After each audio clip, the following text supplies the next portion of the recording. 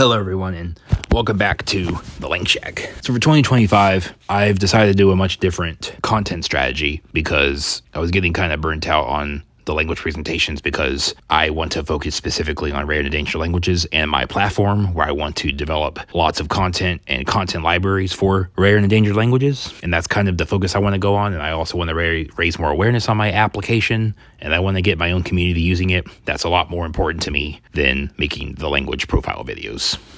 So I'll be making a lot of content like this going forward because I'm trying to make courses for these languages so that as many people as possible can learn them easily, and hopefully we can get some new speakers for all these languages that don't have any speakers left or are just completely dormant now or extinct, as some people might say. This dialogue right here is a Lenape dialogue. It's Unit 3, and I do have a 500 course unit structure that I developed specifically for these future Langshack courses. However, a lot of these languages, I'm only going to have time to translate 10 to 20 of these dialogues because I want to cover as much ground as possible. But for the more common languages that have AI tools available for them, developing these 500 units are much easier because there's a wide range of written text for them. With languages like this, you kind of have to translate them. Translate the dialogues or scenes of dialogues like this. In this first installment of dialogues we're going to be doing for Lenape, I have tried to make it as easy as possible for people to get to learn from it by putting the notes in here. So if you see these little numbers right here after the text, after a specific line, you click on that one, it does open up this modal, which I will be working on and removing so that it'll just take you straight to the footnotes. It'll take you to the bottom here, the bottom of the page of footnotes. And if you click on this icon right here, it will take you back up. In this first line here, in Kishitu and Welichtu, na me hamichink. It literally means I am packing the food. The first line here in Kishitu. So Kishi is a Lenape word that is typically used for preparing something, or if you're done eating, you'll also use this Kishi as well. And Welichtu is a word that's more formally used for packing something or getting something ready to go. But Kishi is a little bit different than Welichtu. Na literally means that. It is also frequently used as the translation for the definite article or the. Na Welichtu na me hamichink. I'm packing the food. In the second line here, we have no hatu sandwicha ok mehama wansink. No hatu is ni, which means I, combined with the verb ohata. Ohata means to have in Lenape and is used as the verb for possession. And then we have sandwicha. Sandwich, obviously it's sandwich plus this ah at the end right here. You have this ah right here. This ah right here is typically used after inanimate objects to indicate that it is plural. So sandwicha, ok, which means and mahema wansink. Mahema wansink. This word right here is typically used for fruits, but it's specifically fruits as in berries. So you're not going to use this word for bananas or apples. There's probably a different word for that, but the Taka Lenape dictionary makes those distinctions. And again, if you want to see the explanation of these notes, you can just click the number here. It will open up this modal, but if you click out the modal, then it will take you straight down, and you can come back up by clicking that arrow as I was showing earlier. In the second line here, we have qualichtu. So qualichtu is, as we saw up here with noelichtu. So qualichtu, if you take that initial off and you replace it with a k, now you have qualichtu, which is are you packing, instead of noelichtu. This hetch afterwards, this is a question particle. Well, that's cool. It came up. The word came up here. So hutch or hetch is a question particle that typically comes directly after the verb. And you would use this if you're asking a yes or no question, typically. And again, na me hamichink, the food. And here you have unkelenich. So this is three parts. So unkeleni, as you already know from noelichtu and Kishitu above, the is the first person singular form of the verb to carry. or of any verb, really. Sometimes this can be a especially before a P. This N will become a P. So we'll talk about that in future lessons as we learn more about verbs and how to conjugate those in Lenape. And if you take this N off and you have kaleni, kaleni is the stem for the verb to carry. So you carry something with both of your hands somewhere. And then you have ch. This ch, or each, can be attached at the end of any verb, typically in a conjugated form to indicate the future tense. So unkalenich, maneokan, maneokana. So maneokana, mane is to drink, and as you will frequently see in many Lenape words, they typically have okan or woagan. There's a lot of okan. So kan is a Lenape suffix that turns any stem into a noun, into an explicit noun. And then at the end of this, you have a, just like with sanwicha, just like with this a at the end of sanwicha, you have maneokan, maneokana. So maneokana, and you have this a means drinks. If you only have maneokan, it's a drink. Maneokana means drinks. As I mentioned earlier, this all at the end of this inanimate object, which is a drink, indicates that it's a plural. And the third, here Emma says, ula kensa we chinku. So ula kens means a dish or a plate, specifically a plate. And as you may have figured out already, the all makes this plates. So ula kensa, plates. We chinku. This one is a little bit different, and this is a little bit advanced. However, wichinka means to help with. I believe wichi or wichem is a way to say to help. There's a lot of verbs in Lenape that have prepositions at the beginning of them. So wich or wita means with. There's also another word, hoppy, but I've never seen that word in any Lenape text, personally. I've only seen it in the Talking Lenape dictionary as a individual word for with. So I will have to get back to you all on that. But chink, he, she, or it is helping. This au at the end, there's two ways to conjugate the third person singular in Lenape. You can either put a we in front of the verb. So for example, if you have kelenich, you could do wakelen. You could do wakelenu or wakelenu. And you can also simply just take the verb and add u or eu at the end of it to turn that into the conjugation for the third person. So ulakensa wicinku. He or she is helping with the plates. And then Sophia says poetun lenaquion. So poetun or petun, depending on who says it, it really just depends on you, because Lenape is not a standardized language and never will be, because there is so much variance between how one speaker may say it in a different dialect or how another person may say it in the village up the road. So this can vary quite a lot.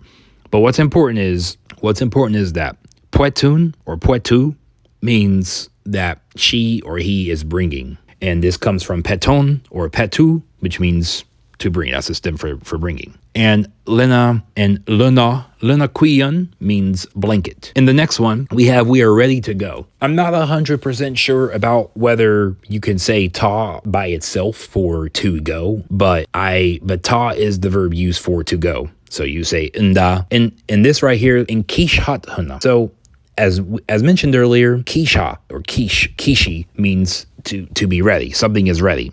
Kishat means that is the stem for ready in this case. This whole verb here, we are ready. So saying that we are ready, you have kishi, which is the adjective, and then you put the first person plural conjugation around this verb to indicate that it's we who are ready. So to form this, you put in front of the adjective or the stem, and then you put huna, at the end. You put huna at the end of that. So huna is the ending of the first person plural conjugation. And then you have ta. Ta means a whole lot of different things. It can mean where, it can mean to go, it can be used as a specific directional word. So it has a lot of different meanings, but it is the verb for going. So we can safely assume that this means we are ready to go. You could probably also just say in kishi hatana, and just say you're ready. They say they are ready. We are ready. And then Emma asks, Kishata hamohach, are you all ready? So this is the same thing as in kishatana.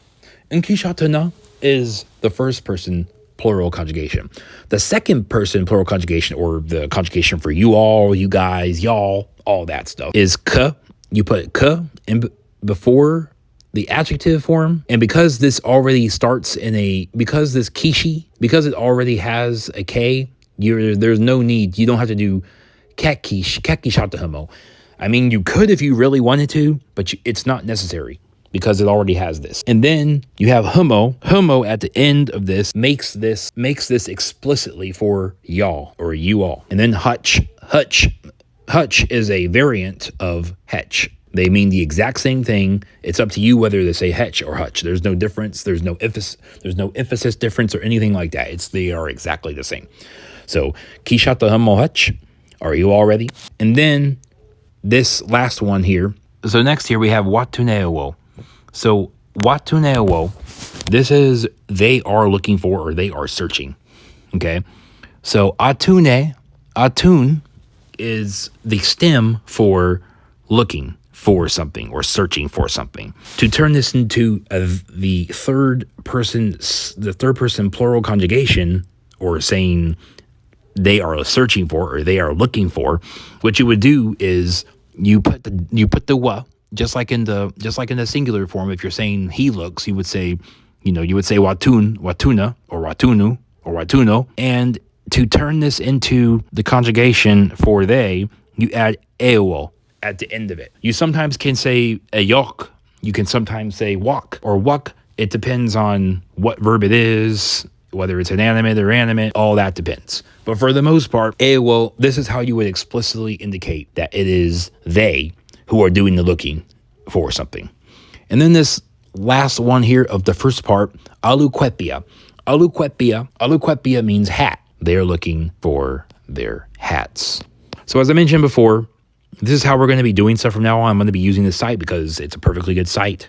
I have all my stuff here. If you're already in the lesson, you can click on plain view to basically see the difference between this and the other one is that you can actually see the tables. So this is the primary reason that I separated these views out when I was programming this, because you can get the table here. So I have to I'm not done with this yet. So nekamaka is not how you say them. I just put that there. But ni, ki, and nekama, he, she, or it, those are definitely 100% finished. I will be conjugating verbs later.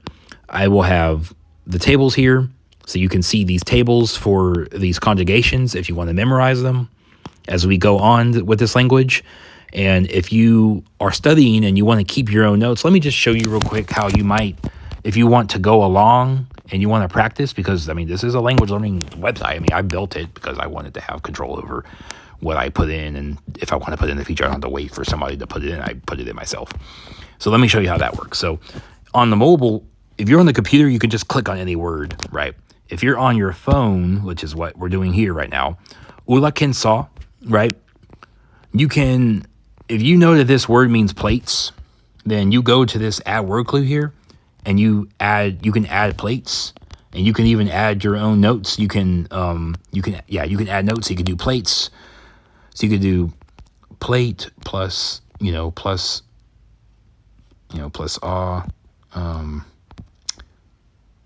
plural marker. And you could do that and click add clue here. You'll get your plates, and then you have your confidence level. So if you don't know what ula kensa is, you press 1 on confidence level scale.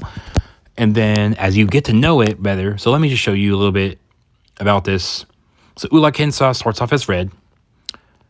So say you did it and you have a better idea of what ula kensa is, that changes to yellow or orange, And then you know it a little bit better. So 3 means you're getting familiar with it. So 3, you're getting the hang of it.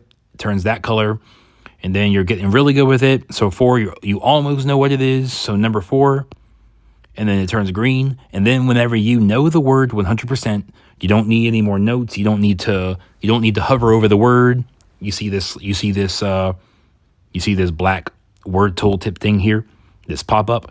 That's supposed to happen on it was mainly built for for desktop users. But this can also be used for the phone as well, because I imagine most people are going to be using this on telephone. So once you know it, because I mean I already know what Ula Kinsa is, you click 5, and then now the word looks like this.